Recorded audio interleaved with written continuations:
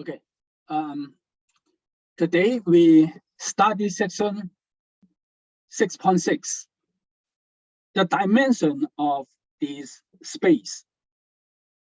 This notation is the set of all spy functions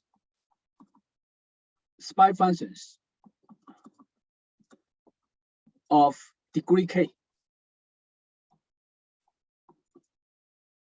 The set, yeah. Put all the spy functions of the degree k together. The notation for the set is this notation. This is a space.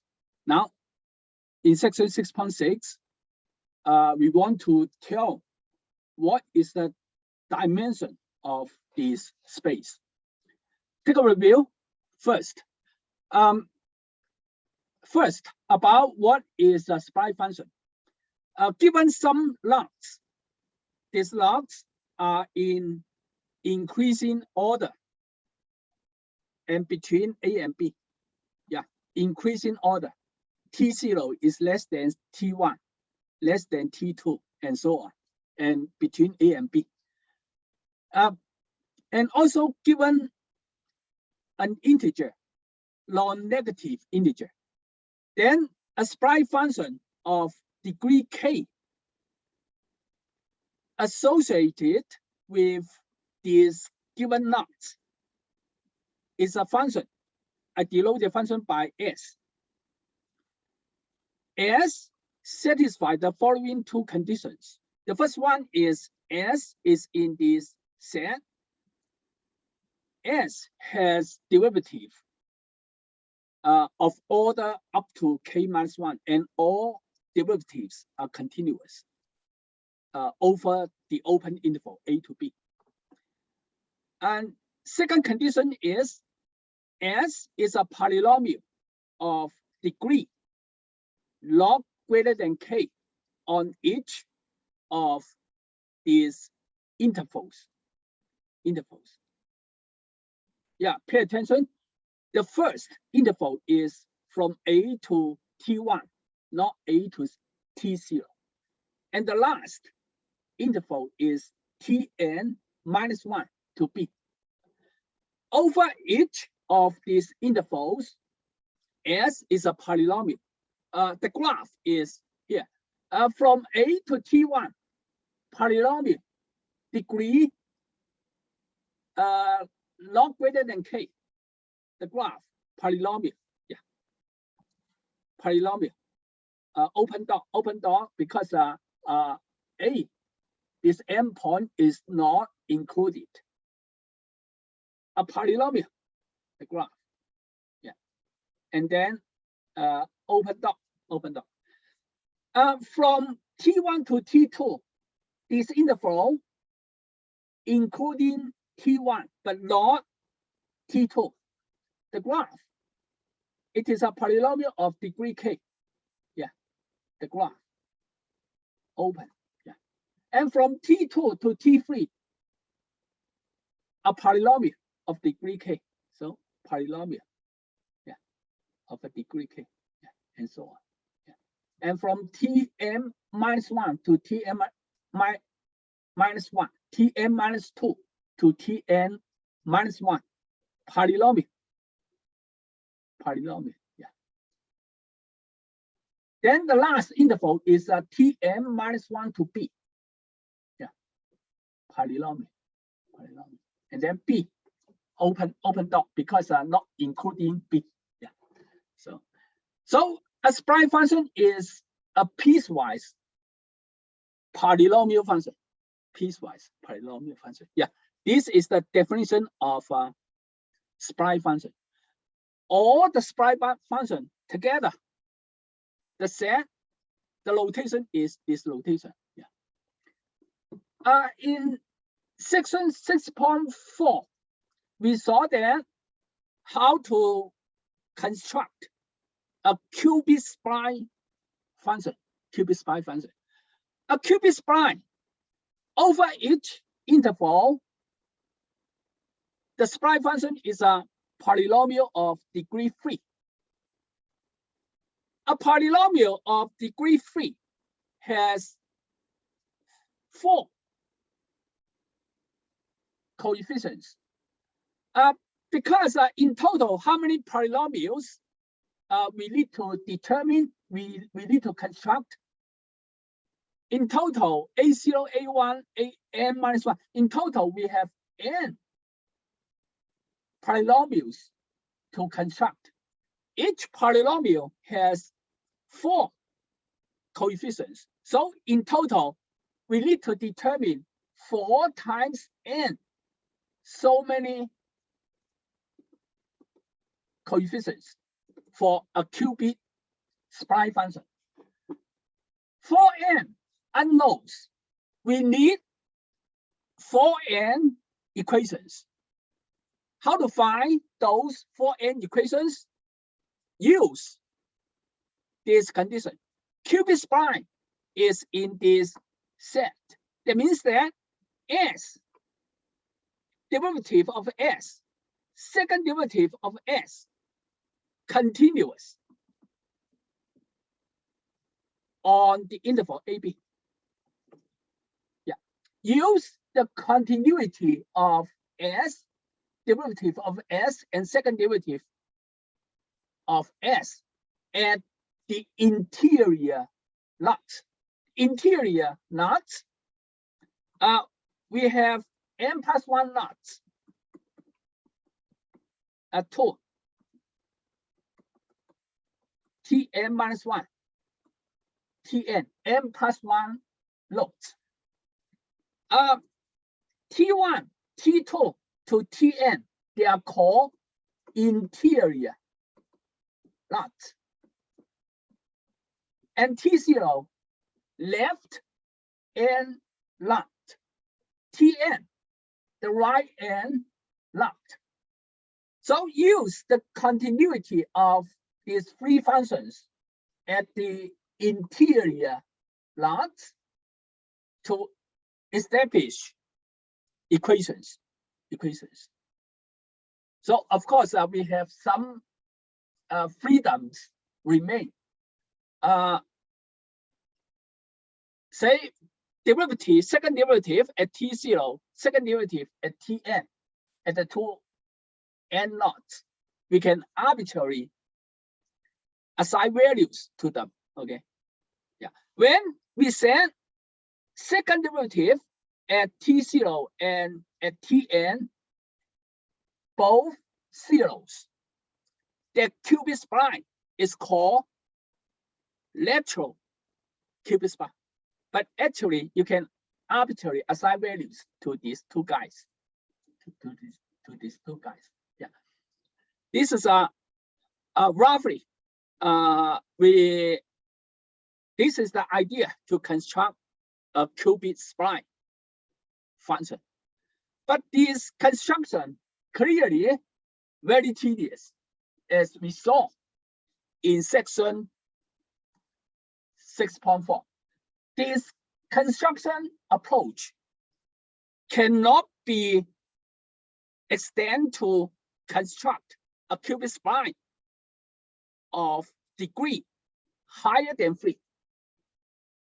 Now the question is, okay, the question is there any approach that we can construct a qubit spline of degree, arbitrary degree K, a general K?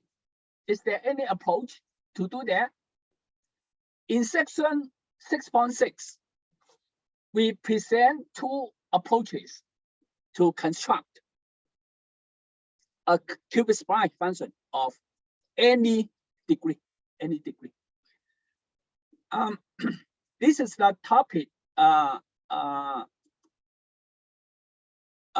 in section 6.6. First, let me answer this question first. What is the dimension of this space where K, general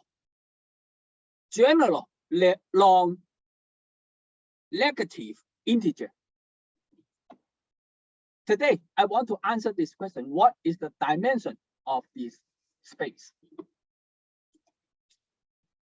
today's topic. Yeah, topic 1. One lemma, one theorem today. The first lemma. This lemma says that the following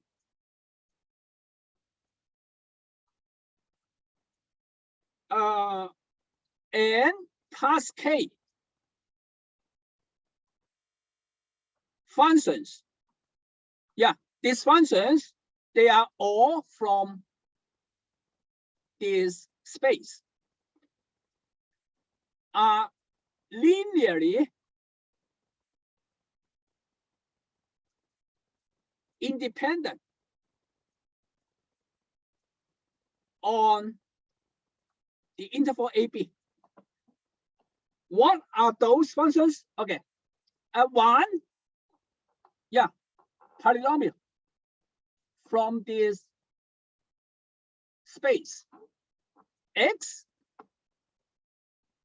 squared to x k. Yeah, all these functions are polynomials of degree log greater than k. How many functions are k? K plus 1, right? K plus 1. Okay, now, and then x minus t1 to k, power function. Truncated this power function. Yeah. This notation is the truncated power function. Take a review about its definition. X minus t1 to k power function.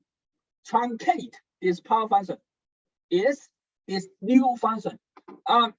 When x greater than or equal to t1, this truncated function is equal to the normal power function. When x less than t1, this guy is 0. Yeah. Suppose that this is the graph of the normal power function x minus t1 k. T1 suppose here. Yeah, suppose that this is the graph. Yeah.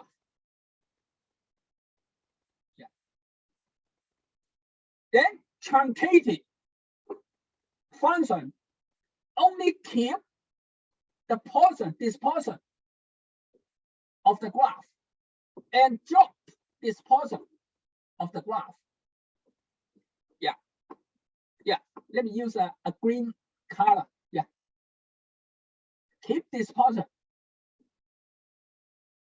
then drop this portion. Less than t1, function value is 0, so the graph is this. Yeah, this green curve is the graph of x minus t1 k plus.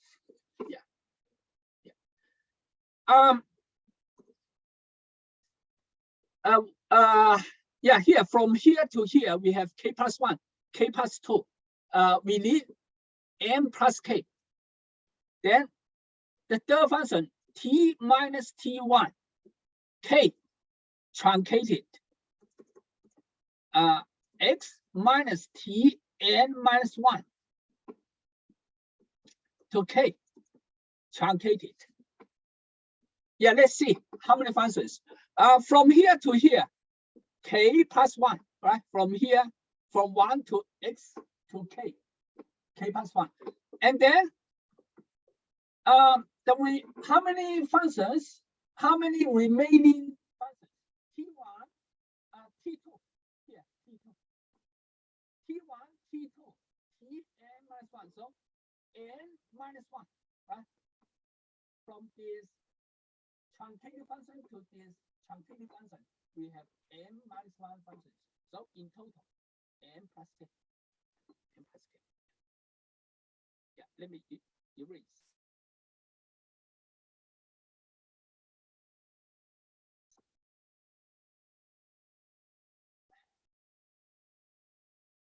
Okay, now this lemma says that this n plus k functions, they are all from this space. Actually, we saw this fact in two examples in the last class. Yeah, all these functions are from this space. And all these functions are linearly independent over this interval AB. Now, I prove the linear independence of these functions. Yeah, let me prove. How to prove these functions are linearly independent? Solve the following equation. Alpha 0 times 1 plus alpha 1 times x plus alpha 2 times x2 and alpha k times xk, and then plus the alphas are scalars times beta 1 times x minus t1 beta 2 times this function.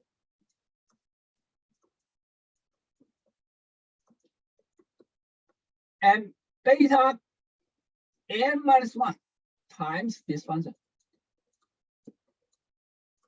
Set this linear combination to 0.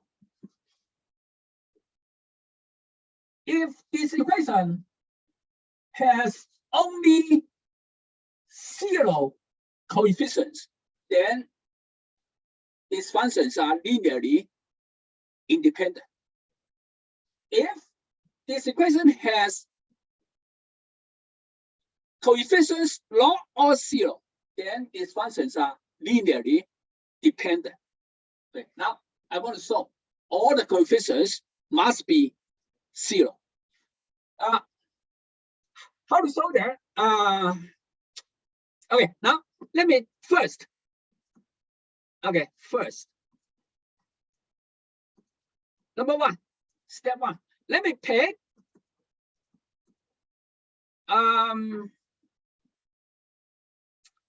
k plus 1 distinct points in this interval. Say T0, T1 in this interval. Say, for example, those distinct points are x0, x1, k plus 1, so xk. Yeah. Arbitrary pick. Okay. Now I plug in these points into the equation. I plug in x0 into the equation, then I have alpha 0, alpha 1 x0 plus alpha 2 x0 and alpha k x0 k. Then plug in x0 in x here. x0 minus t1, because x0 is in this interval, x0 less than 1 and less than t1. So this guy is 0 by definition. And plug in x0 here in this x, because x0 less than t2. So this guy is 0, and so on. All the terms are zeros. So when I plug in x0 into the equation becomes this equation. Similarly, plug in x1 in x, then I get second equation. Second equation.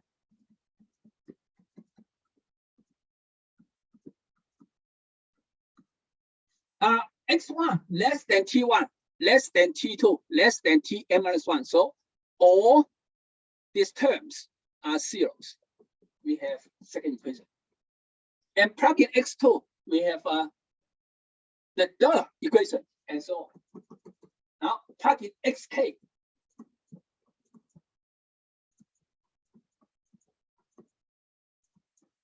Xk.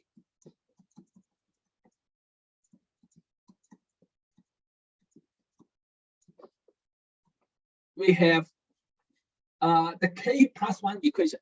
Now this linear system has only one solution. Why? Because let me write this linear system in matrix equation.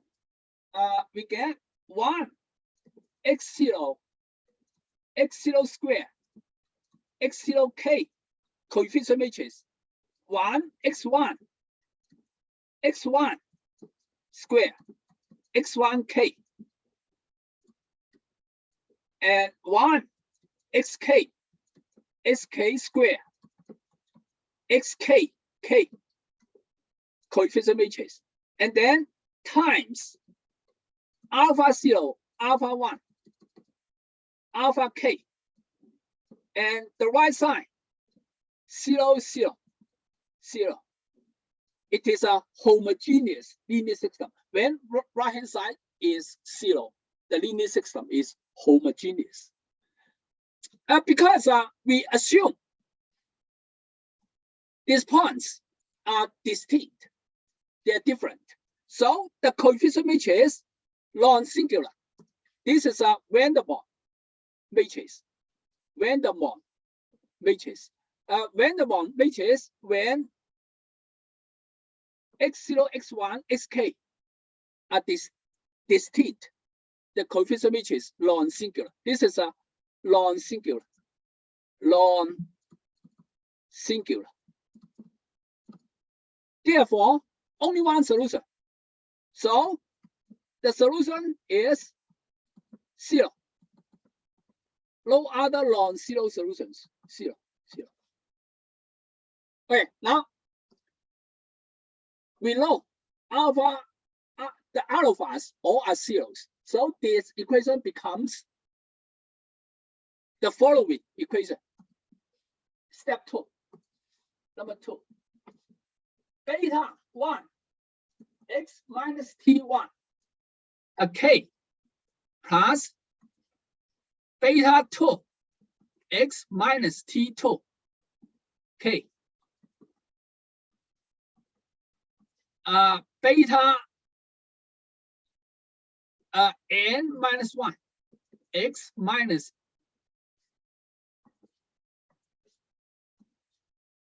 tn minus 1 k is 0. Now next, I want to determine all the betas are zeros. How? Set x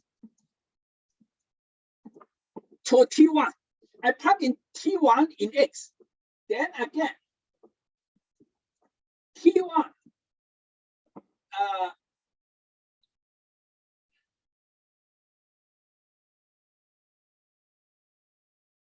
no, I set x to t2.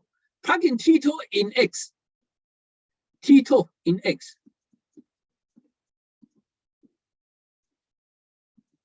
Beta 2 t2 minus t2 k.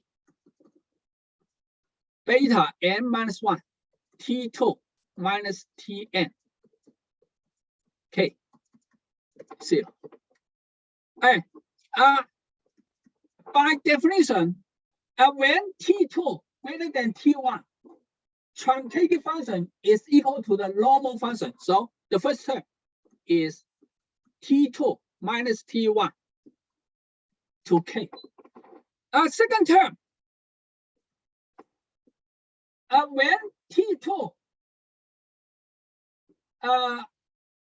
less than or equal to t2, this is 0. So this is times 0.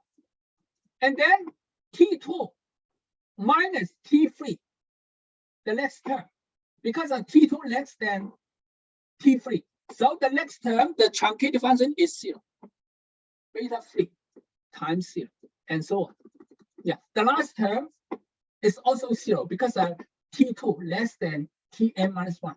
T2 is the third round.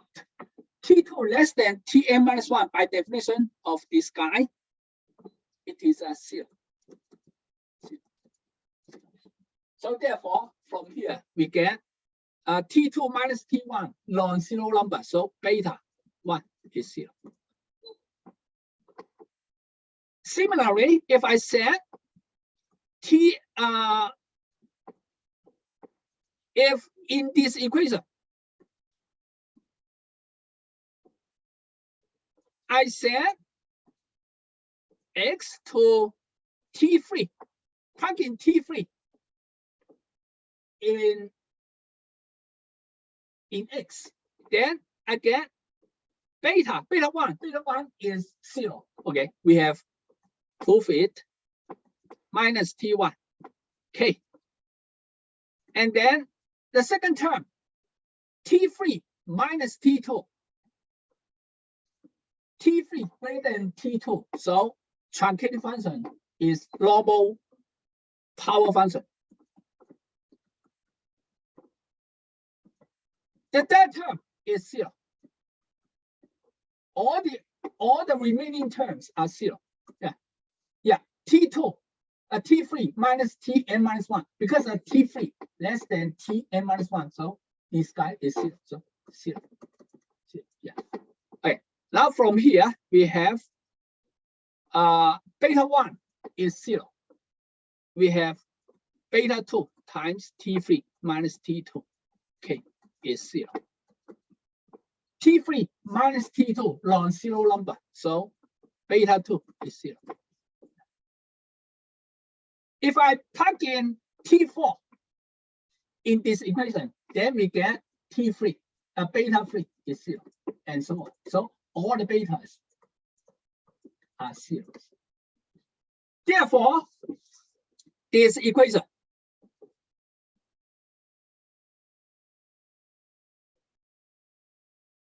the coefficients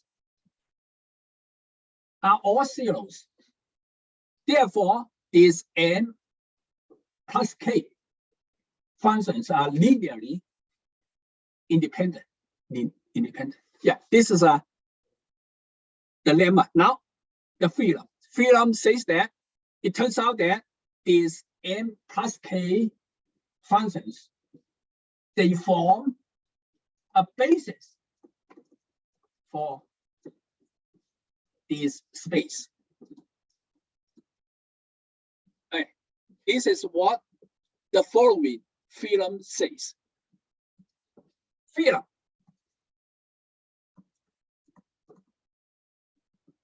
Theorem.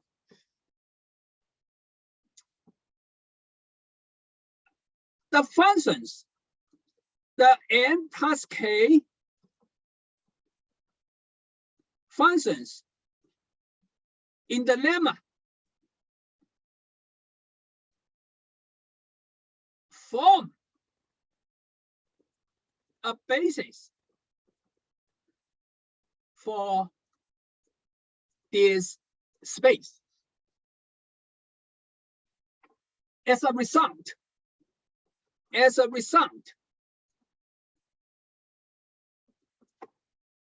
the dimension of this space is n plus k, because a basis contains n plus k functions. So the dimension of this space is n plus k. Now, how to prove the functions in the lemma? They form a basis. Okay, proof. Arbitrarily, okay, take a function from this space. If I can write this function as a linear combination of the functions in the lemma, then the functions in the lemma is a basis, right? They are independent and span any function in this space. It is a basis. Right. Now I pick a function. Okay. Let me in detail. Let me let this function. Let me write in detail. Okay. This function is from this set over each interval. It is a polynomial of degree k. Yeah. The first interval, over the first interval, the polynomial, let me denote it by P0. P0. P0 in detail, say the coefficients is A0, A1, A2, and degree k, so AK, XK. When X is in this interval, right? From A to T1, from A to T1, S is a polynomial. Of course, from T0 to T1, it is a polynomial, right? And then when X is in the second interval, T1 to T2, the polynomial, I denote it by T1, P1, yeah, T1, P1. And the third interval is from T2 to T3. The third polynomial is a P2, and so on. The last interval, Tn minus 1 to Tn minus 1 to B. S is a polynomial. In particular, Tn minus 1 to Tn, it is a polynomial. Let me denote the polynomial by Pn minus 1. Pn minus 1. Sorry, take a function from this space and I write the function like this. Here, I assume P0, P1, P2 to Pn, or unknown, or unknown, or unknown. Okay. Now, we want to express this S as a linear combination of the functions in the lemma. S, okay. S is a linear combination of the functions in the lemma. Alpha 0, some number, times 1. Alpha 1 times x. Alpha 2 times x squared. Let me see. Go back to the lemma. 1x squared to xk. Yeah. So alpha k times sk. Let me erase.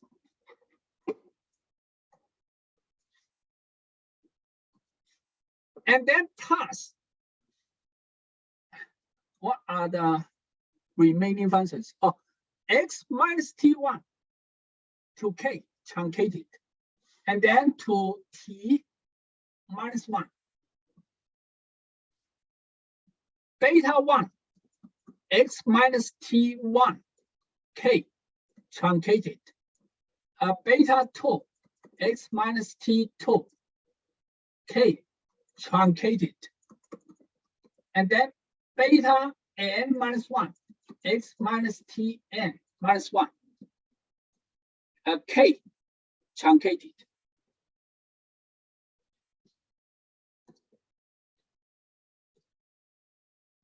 Yeah, I want to determine the alphas and the betas so that the given S is a linear combination of the functions in the lemma. Okay, now how to put this alphas and betas. Okay, step one, consider this interval first. That is, x is greater than or equal to t0 less than t1. Okay. When x between t0 and t1, the left side, let me give a name to this equation. The left side of 1 is equal to this function when x is between t0 and t1. It is a p0. The right side of equation 1, the right side, when x is between t0 and t1, x less than t1, all these terms are zeros. Therefore, the right side is equal to alpha 0 plus alpha 1 x alpha 2 x2.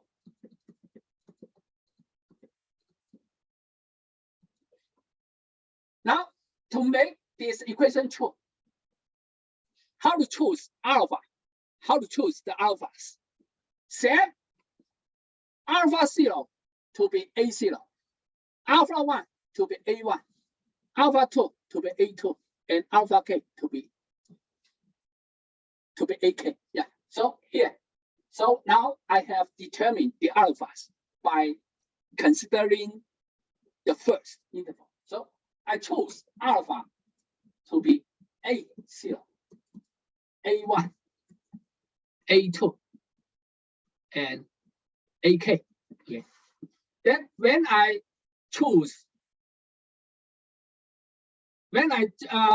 set alpha to be the eighth, left side and the right side equal over this interval. Now consider the second interval.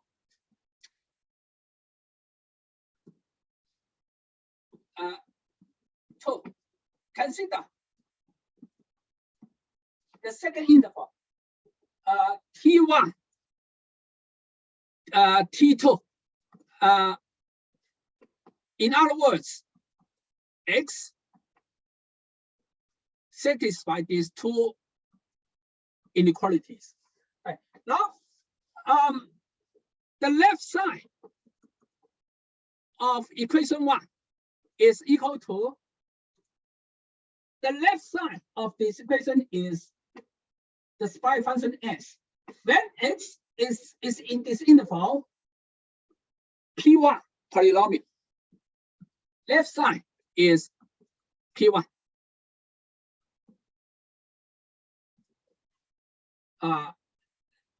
Left side is P1. The right side is alpha 0, alpha 1 to alpha k. We load them. They are A0, A1, A2. So actually, the right side, this part is equal to P0. Yeah. So the right side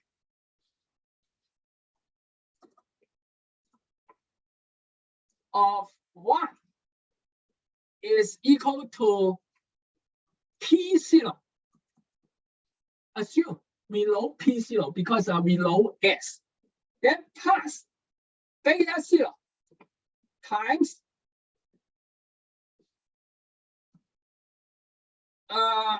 now x is greater than T1. So this term is normal power. It is x minus T1 to k. How about this term? Because x is in this interval less than t2, so this term is 0. All the remaining terms are 0. So this is the right side. Now, how to choose beta 0? How to choose beta 0? Okay, because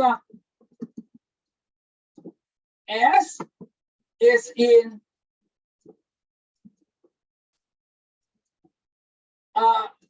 this set.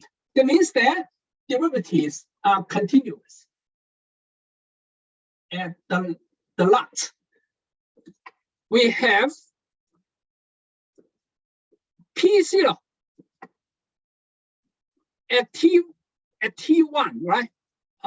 Yeah, at this lot, at this interior lot is equal to P1 at T1. Yeah, the graph.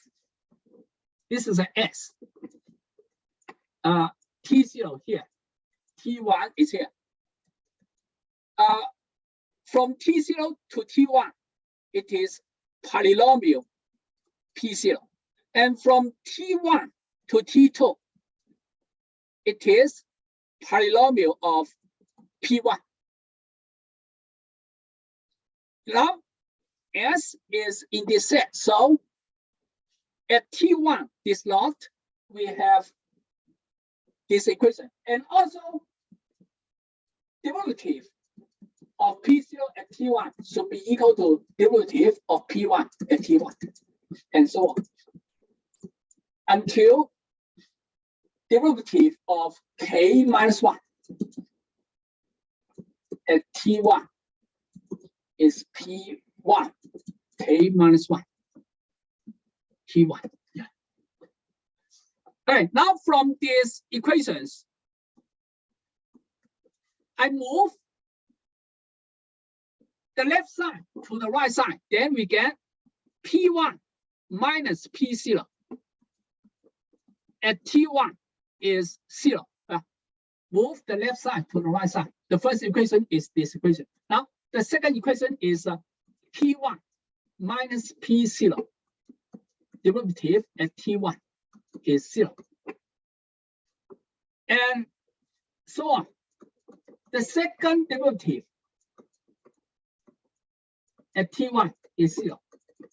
And the last equation, we have P1 minus P0. Take derivative K minus 1 times T1 is 0. Yeah, these conditions, these equations says that T1 is a 0 of P1 minus P0. And this 0, the multiple is K minus 1. So therefore, because since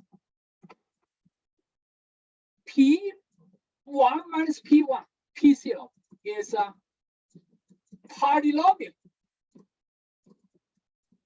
of degree log greater than K, at most K. And T1 is a 0 with multiplicity K minus 1. So therefore, we have P1 minus P0 must be X1, X minus T1 to K. Yeah, this polynomial must be a power X minus T1 to K. And of course, there is some constant. Yeah, say B1, say B1, B1. Yeah. P1, P0, we assume we load them. So we load B1, we load B1. Right. Now, here, we should choose beta to be B1. Yeah, when we choose beta 0 to be B1, then left side of equation 1, left side is P1, right side is this, should be equal because we have this equation. Yeah, this equation is P1 P1 is left side, is equal to P0. Yeah, P0 plus B1 x minus T1. Okay. Yeah. Yeah. So we have this equation. Yeah. So therefore, over this interval, we have over this interval, we choose beta 0 to be B1. And similarly,